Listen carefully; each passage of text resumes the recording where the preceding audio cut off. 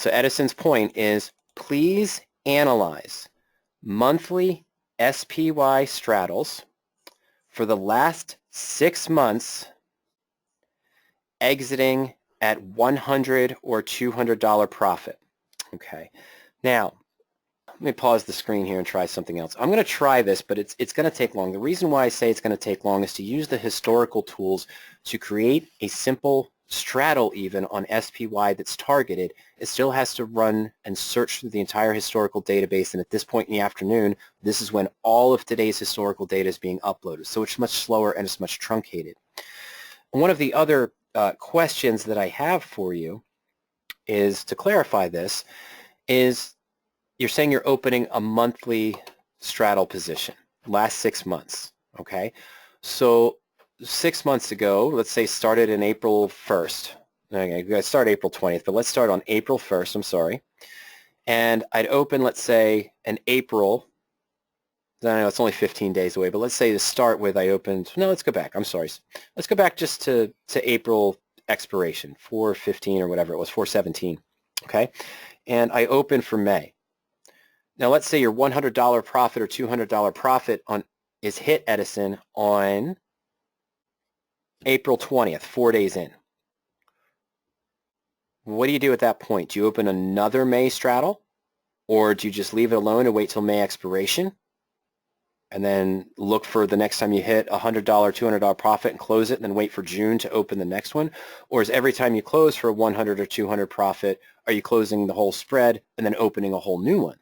And these are kind of the tricky things. It's not just open, close, sit and do nothing, open, close, sit and do nothing, open, close, sit and do nothing. Okay.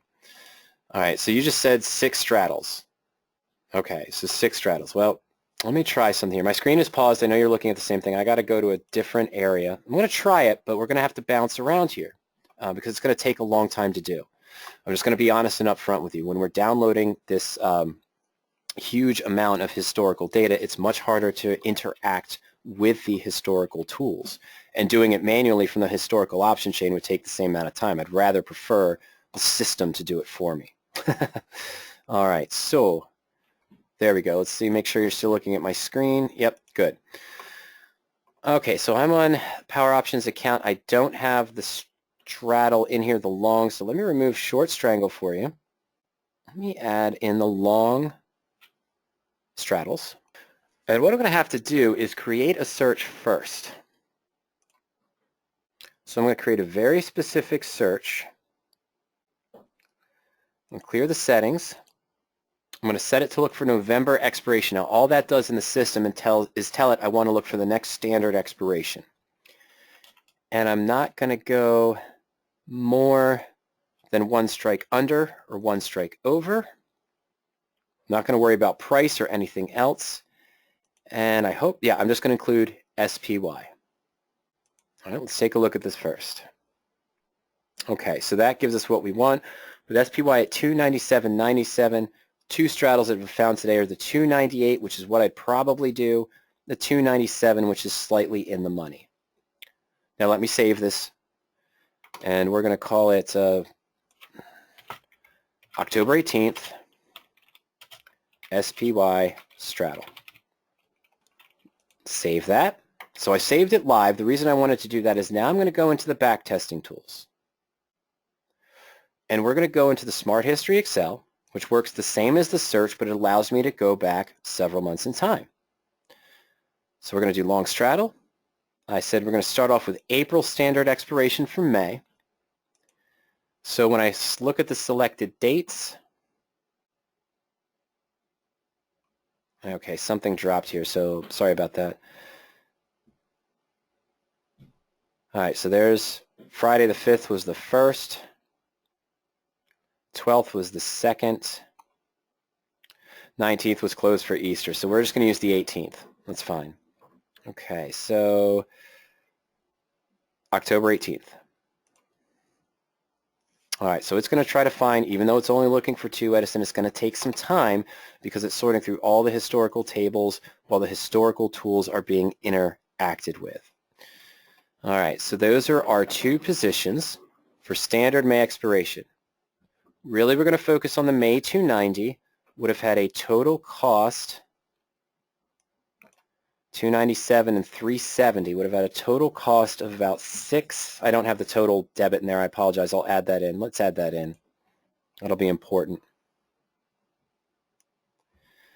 Okay, so I want to add in the net debit, and very quickly, there we go.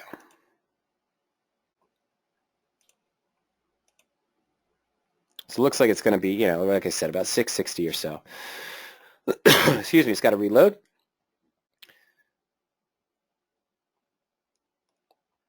All right, 667. So let's go ahead now, and we're going to look at analyzed position for May. So April to May. And we're going to keep standard expiration, so when we close this one, or whenever we close this one, see if we have a $100 or $200 profit. This is where the math takes long. Okay?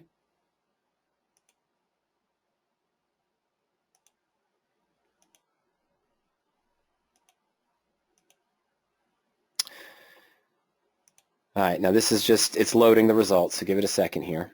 It's got to go through all the calculations. And I chose Analyze Position instead of Calculate Group Results because Analyze Position is going to show us the high and the low for each one. And it's also going to show us the total profit at a given point. Okay? All right, so... Okay, so this shows me by percent return and by price over the entire expiration period. So right here at 667, we had a first good gap up on 423. Looks like the call was at 533 and the put was at 180. So that would have been about 710.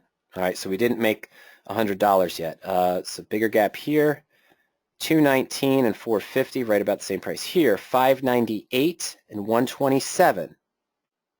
So that's about the $100 is right there.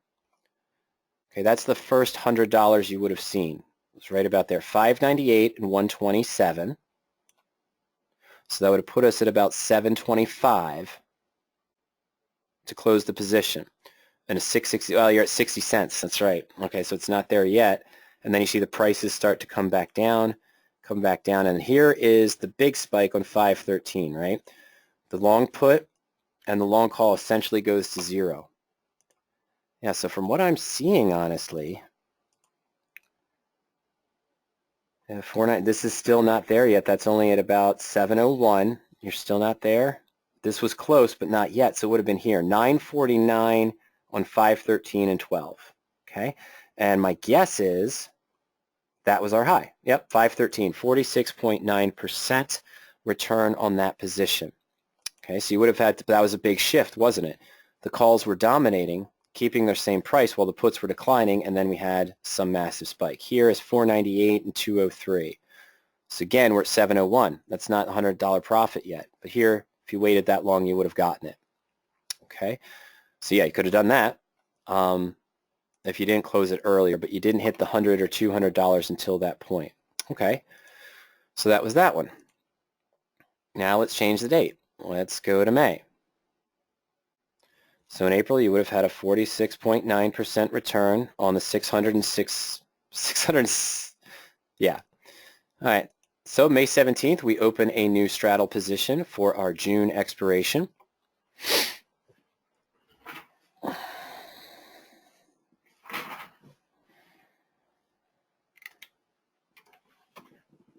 And it's got to load through it.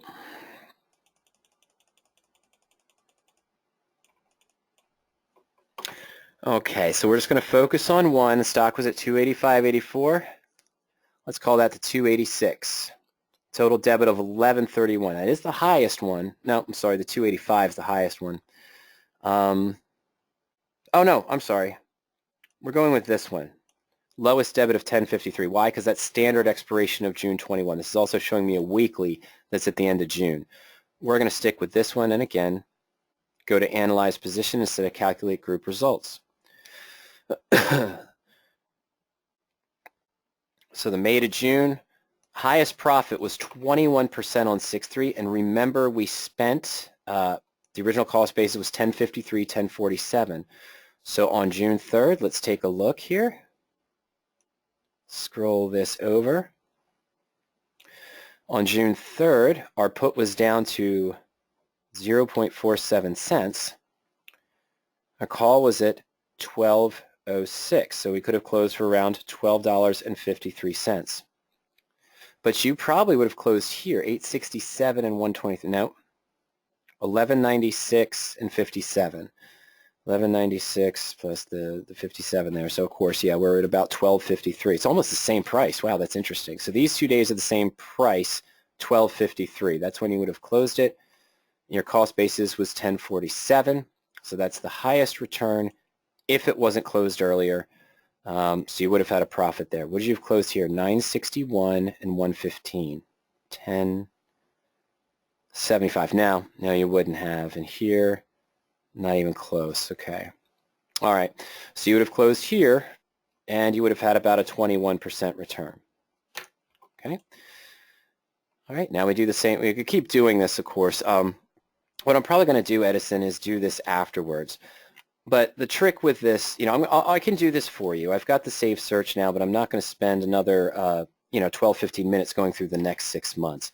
I'm assuming that at some point or another you would have had a $100 return on either one.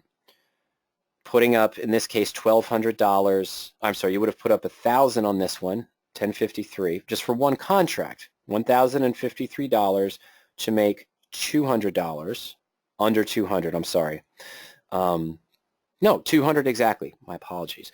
So to make roughly about that 21% return, and it happened on June 3rd, so 10, 12 days before the expiration. And then, the next date you would have done, I'll just run it in the background while we're looking at other questions here. We'll go to June now. 21st, the expiration, so we probably would have opened on the 24th. So you've got a 46 from April to May. May to June was 21, roughly, max profit, assuming you got out at that point with those prices. 293.64. Let's take the 294 with the 820 debit for July expiration, 5 to 6, and then 6 to 7. And I can look at the high. Oh, that's interesting. The high return on this one, June 25th, week or so after we would have opened the position, was only 2%.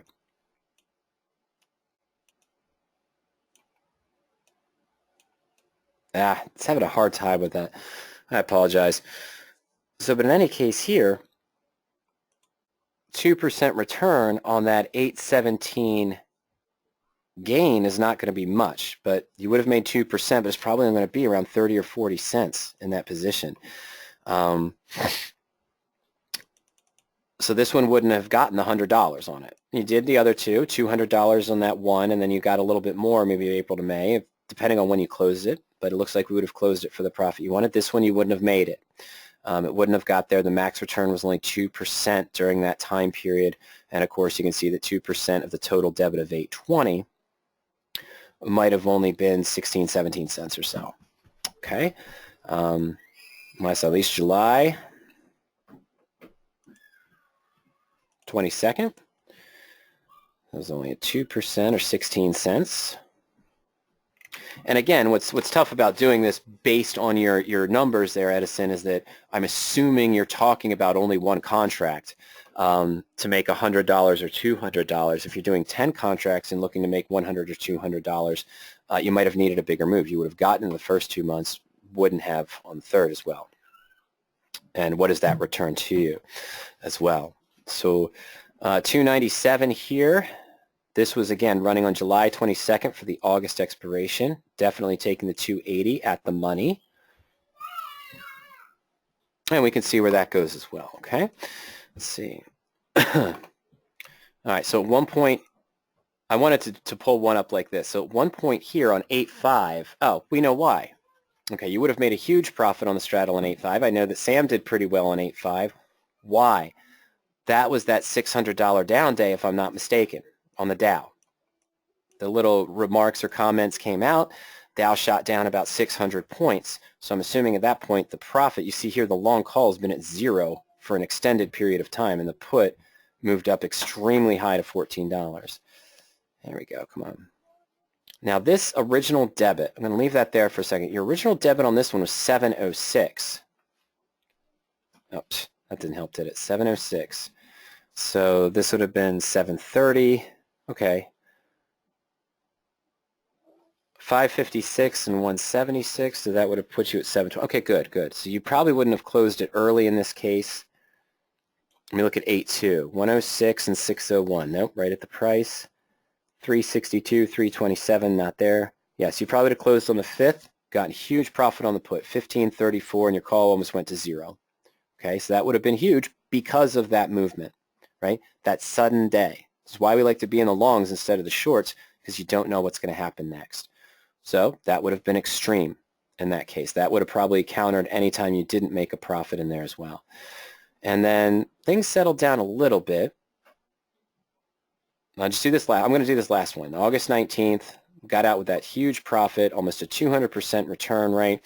Because we paid 709 in, we got 15 back. I'm sorry, 121% return in that case. And then we go to August, and you see the same thing. So you see how the search tools can work to help you with this. You can do that yourself. I'm going to stick with a 292. Oh, let's do the 292.50. So on August 22nd, we were at 292.33. So the 20th of September position there. Let's analyze that. So 121. Excuse me. 12% return on 1082, and that was on 823. That was your high. Okay. So we had, I'm sorry, we had 1082 invested.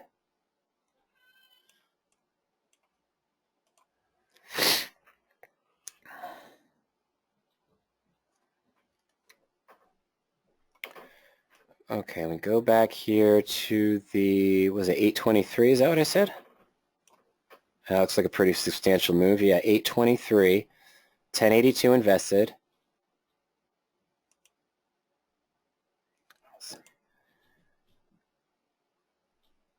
Sorry about that. It's not liking the historical data being updated. It's giving us accurate numbers, but there you go, 229 and 953. Okay, 953, 229. All right, so we're about at 1170, 1182. Yeah, it's 1182. Yeah, I'm sorry, guys, 1182. So that would have been just at the $100. It was only a 12% return in that case. All right, a little bit. It was even $100. It looks like at those prices on 823. In that case, so we're here. Might as well do it, and then we run September. See, 121% return in August, less than $100 in July, 21% return, just a little bit above $100 in June, 46% return, pretty substantial from April to May, and September 23rd till now, $100, that 12% return we saw in August, going to September's expiration, from August to September, of course, as well. Let's see here. There we go. Okay, two positions now. 298.21. We'll take the 298 and see what that does. So now this one is from September to October. And a 43% makes sense, doesn't it? 10.2. We remember what happened on 10.2, don't we? Remember that move in the market itself. So in that case, we can see it here. Scroll back over to 10.2. It's a 2% drop on SPY and SPX, and that took the profit up on that position. But what you see what I'm trying to do here is you ask for a specific thing, and that was if we closed out at $100 or $200. So what's important to analyze here is that before 10.2 on this position, it was open on September 22nd, the cost basis of 815. So any point here, no, it doesn't look at its 900. I got to go back one day though. 502 and 355, 857. Nope, you're good. Okay, so you would have closed it on the jump 59 cents for the call, $11 there. All right, so we'll call it 11.56, and your investment was 8 something? Yeah, 8.15, so that's a $300 profit, $340 profit, or 43.3% from September. But what is this dependent on, Edison? Well, it's the right kind of market for it, isn't it? The big moves that we saw, this 43%, the 46.9% April to May, 121% that we saw earlier for these straddles, needed that movement, needed that one-day event which caused the market to swing up quickly or swing down quickly. Otherwise, what would I expect? I'd expect that you might have gotten good returns on some months, the average month without the event, the headline-driven news, that May to June at 21%, and maybe some months where you only saw the 12% return, as we saw back in August, because we didn't have the movement, the big enough movement to go for. I might have said that wrong. That might have been the one before that. But remember, one of those months only had a 12% return. It didn't really give you much. The other one, there was a 21% return. Without the unexpected, and we're in the right market for the unexpected, aren't we? Headline-driven news, those kind of things. It looks like this would have done fairly well. But without the movement, you wouldn't have seen that, okay? Sam does offer that his key to this approach when doing these types of 1 month out straddles or 2 month out straddles or strangles is sell the premiums and lower the cost to profit in your long. But you just have to hope, as Sam knows, that when you do sell, we are in a much more neutral term. When you sell against your straddle, you're a much more neutral term, because if you sell and you don't get to close it quickly enough, and then that next morning the event comes out where the Dow does one thing or the other, if you're on the wrong side of the sell. So if I sold the call because I thought we were neutral and the Dow plunged 600 points the next morning, I'm looking okay. If I had sold a put because I thought we were neutral to bullish and something happened overnight, the Dow swings down 600 points, then I'm in a little bit of trouble, aren't I? Okay. So I'll try to polish this up for you, Edison, and give you a little bit better view. But this, you kind of saw it. This is recorded. You'll see most of the screens there as well, and the positions and the numbers and the historical outcome based on my mathemagics that I'm scrolling in front of me here. But I'll get you a more polished report sometime next week when I get a chance to. This will be recorded. You'll be able to view it. But I want to take maybe a little bit better polish on this to give you the actual numbers as well. I have another tool I could possibly use as well. Let's see here. So that's something to consider in that case as well. But it looks like, yeah, 43% return. One time you got at 121. One time you got at 46.9. The first time we ran it, April to May expiration. And then other times then we had 21% return, which was right around the $100. And then we didn't quite get it the next time. We only got a 12% return, which was under the $100, but still was closed at a profit. That does assume that's not the high and low necessarily of the day. That's the close. So it does assume that you could get out at close to those prices. Maybe you got a little bit better. Maybe you got a little bit worse. But that's the assumption we have to go with, looking at the close of day, end of day data. And of course it makes sense, doesn't it? I mean, let's just, we were a little bit more than 6 months, but, oh, that's going to ask me to do something else. There we go. This is kind of what we almost would have seen. Now, to April to May, you know, we had the 46% return, so that was good, right? And that was a 46% return coming here. Then we did May to June, and this one actually is strange, isn't it? So the May expiration, May when we got in might have been around here, and June expiration was around here. So we saw some profit, but it wasn't really that much. We didn't get the full down yet, and it followed a rise, which goes back to Sam's point. In the straddle here, if you got maybe a 30, 40, or 50% gain on the call, you might have closed the call here and then held on. That might not have been $100, right? It might have just been 50% of what you paid for the call. You paid $4 for it. If you got a, you could close it for, say, $5 or $6, that might have been your 100 or 200, and then held the put and gotten some out of that too. Because just going from expiration to expiration, your call is dropping, and this one, I can't remember what date it was, but the high point was probably here. I don't think it was here, but it might have been. Okay. And then the next month opening, you know, you can just see how with the moves, it makes a lot of sense. Now, you had brought up a point, Edison, earlier. What if you'd said just buy it at the beginning of the month? That might have actually done better. And this one might have actually done better but normally what you're doing is you're pegging an expiration. You don't know when you're closing, and you're not closing in the first of the month. One was the 23rd, one was the 16th, one was the 12th, I believe. So you're not closing the new spread there, and we're not opening it, but that's why you typically, if you do even leave one close to expiration, such as the one that was closed on the 23rd, you might have bought again in August for the next September expiration. This doesn't look like it was that profitable, right? That was the July to August one. I think this was the 21% return, which was just a little bit above $100. Here's the 121% return, because on the first couple days after you'd have opened your July series for August expiration, you had that huge gap down. You might have even been able to buy another straddle here and profited again right there. It's a possibility. And then, let's see, buying in August for September, I think this was the one that had only the 12% return from this phase to this phase. And then buying in September for the October, we got the 43% here. So all of them could have been closed. There's only one, I think, that didn't get the $100 to $200 profit, one that just got above it.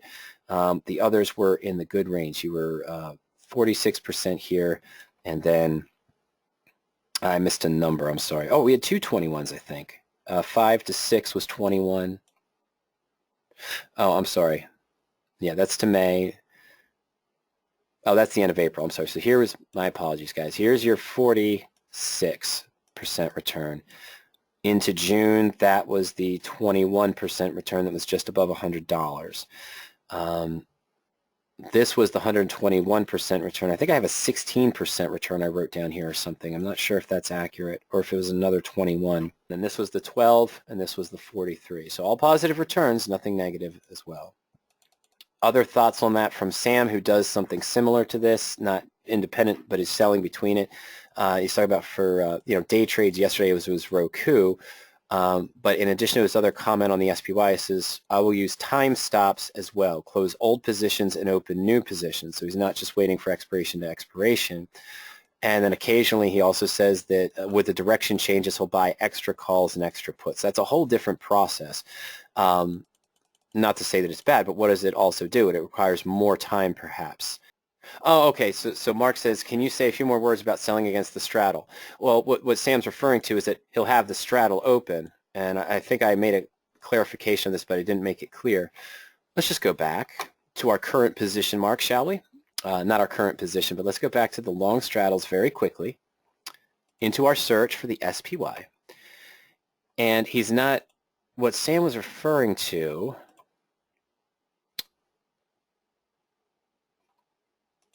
is that, okay, we've got our straddle here. Here we go. And this is out 1 month, I hope. It's out to November, so I'm doing a 1 month. And I don't mean necessarily sell to exit. What Sam is talking about is managing by taking the direction of the market, and he thinks it's neutral to bullish at this time, so shorter term, I'm not going to use the 3-day, I refuse. Shorter term, you might sell a 1 week out or 2-day out, let's say, out of the money put to reduce the cost. Now immediately this skews the entire profit and loss chart. Sorry folks, it jumped really quick. So this is going to skew immediately the profit and loss chart to one direction. And you've got to be careful, because if the market goes in the other direction, you might do that. He may also roll up the call and the put. So just the long parts, let's say SPY goes up to 300, I paid 382 for this, and now I can sell to close it for 5, take 200 profit on this. I might sell to close that for 560 and buy to open a 305. I'm sorry, that's the put. My apologies. It goes up to 300, you paid 452. Okay, so let's say we can sell to close this for maybe 600, sell to close the call, but then buy a higher strike to take some profit to do what? To continually try to reduce the cost basis on the legs to get the V at a shorter term. Okay? Yeah, calendar diagonal is one way to look at it. Double calendar diagonal, sort of like that as well. Double diagonal, it might be looked at as well if he sells a call and a put at higher target prices to complete the double diagonal. But a double diagonal is difficult to do with a long straddle because you're starting off at the money. Might be doing a strangle in this position rather than that and sell those, okay? So, yeah, you've heard Sam over the last several weeks, months, Mark as well, talk sometimes, offer us tidbits about some of the approaches he's doing. And it could involve selling premium against it. It could involve taking the profit off the call or the put and then moving it up to a higher strike, okay? Okay, Sam says if he's in one of those straddles and he sees it drop, he might sell the call to make a bear call and let the put run. And then when the market reverses, he'll buy back those calls and do the shorts. He also does contra ETFs in addition to that too. And you guys, we've all discussed how I like to use the VIX as a hedge for the spread position.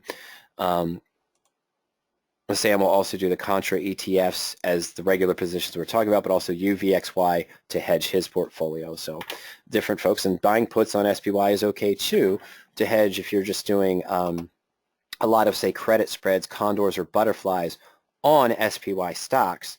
In the case of that large event that we saw on August 5th or others, just buying puts on SPY might be good as well. It did take a fair amount of time, but it's okay. Edison, I got through it. I always do say that I try to answer all questions as best as I can. And we showed how we could use the tool there, the historical tool, to quickly create a search just targeting one strike range on SPY, run some back tests on it. It would have been profitable. It had some great potential returns. And the good thing about what I was trying to show actually worked out in favor of the strategy itself. Those ones with the big moves, the 121% and the 245-ish percent returns that we saw in those straddles, the good thing was we could go back and see that actually we wouldn't have closed it out ahead of time in this case, that it was those big moves that would have triggered the sell, because prior to that we didn't see this hard monetary cap that we were looking for, meaning that likely we wouldn't have seen the $100 or $200 profit on the position with just the one or two contracts in that case until that big movement. Okay, so that was good in that case to prove to us that the movements are beneficial, but not only that, we didn't miss the movements, that big 121% return, because we didn't see the target profit yet until that big move happened. All right, well, ladies and gentlemen, I don't see any other questions that have come in. If you think of a last-minute question, of course, go ahead and let me know. I just want to remind everyone that today's material are my thoughts on your questions, designed for educational purposes, increasing investing performance and options knowledge. Any stocks, options strategies, or historical performance discussed today should not be taken as a direct trading suggestion or recommendation. And of course, also keep in mind that any historical profits or historical results that we've seen today that could have worked in past markets through the historical data is no guarantee of future success at the same proportions or at the same levels. Remember, options do involve risk, may not be suitable for all investors. That's why we always emphasize proper position sizing. And of course, as you can tell, using some of those contra ETFs or volatility ETFs or indexes to hedge portions of your portfolio that are more bullish in case of a large decline or sudden market movement, or maybe even just for some extra profit on the side. All right, so taking a look at that, that's the trial there. And there's the subscription services. I'm sorry about that. It paused on me. But if you want other free education, take a look this weekend. You can go to our blog, blog.powerop.com. Also, you can check out our webinars page, where a lot of our archived webinars are available. Just go to poweropt.com/webinars.asp. It is a public page.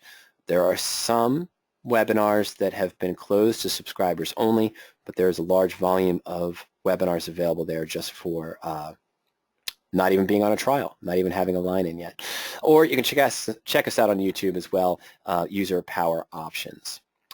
Well, if you think of any questions later on or over the weekend, remember you can give us an email at any time to support@powerop.com or support@radioactivetrading.com. You can also call us during market hours at 302-992-7971. And in addition to that, remember, trial members and subscribers can schedule a free coaching session at any time. That's essentially a 35 to 45-minute phone conversation with myself or Ernie, walk you through the tools on the site and answer any question that you have.